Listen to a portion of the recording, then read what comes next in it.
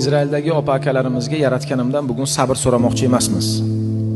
Chunki ustozlarimiz aytadiki, sabr so'ragan insonga yaratgan birinchi sinov beradi deydi. Mana shunchun komil hozir siz hammalaringiz sinovli davrdasizlar.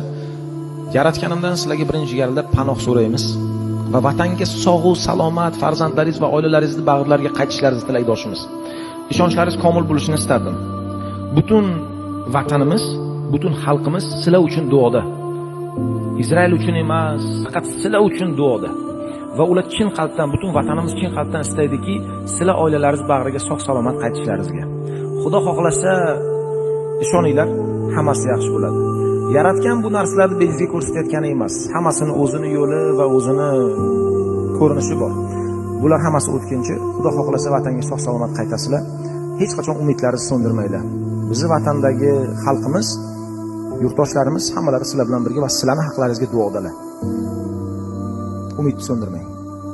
Allohning panohida bo'ling.